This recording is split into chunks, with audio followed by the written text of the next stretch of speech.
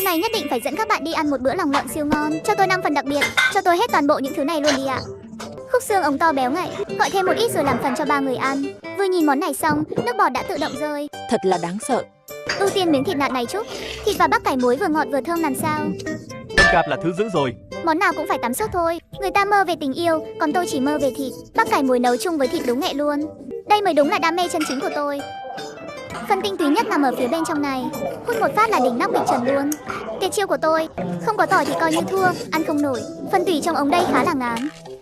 Ăn kiểu này thì làm sao mà có thể uống nổi chứ. Cặp một miếng bên trái, cặp một miếng bên phải. Xem cục thịt béo chưa nè. Thịt đây mềm và rất dễ ăn. Ăn chắc được vài cân thịt. Lần này chắc phải tăng vội 5 cân.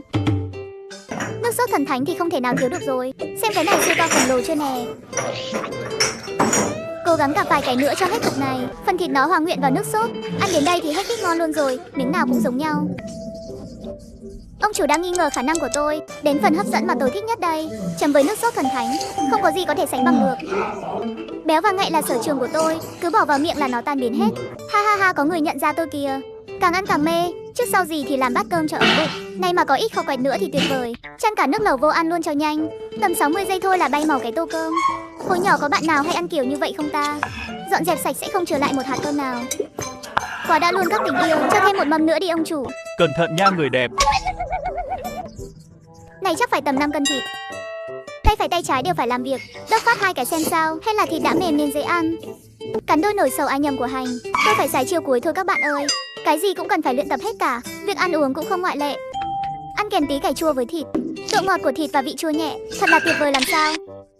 Thấy đỉnh nóc kịch trần chưa các bạn ơi. Đây là cái thứ 7749 hay gì tôi cũng chẳng nhớ. Không thể ngăn cản luôn rồi. Bánh cuốn thật. Đồ ăn ở đây thật sự là quá ngon. Tuyệt vời đấy người đẹp ơi.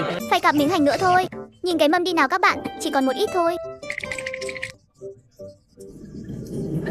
Cuối cùng thì cũng đã xong 5 cân thịt rồi. Chưa tí này tôi ăn nhiều vậy luôn. Chọn cơm vào đây biết thôi. Khuấy đều lên cho thấm nào. Cơm trộn sang trọng phiên bản tự làm. Ăn sạch bon cái chảo của bà chủ luôn. Tôi đã bắt đầu cảm thấy no rồi các bạn ơi. Nay ăn quá nhiều rồi. Ông chủ tính tiền cho tôi nha. Tổng 500 tệ. Đã thanh toán nha ông chủ. Người đẹp, nhớ quay lại ủng hộ nha, tạm biệt.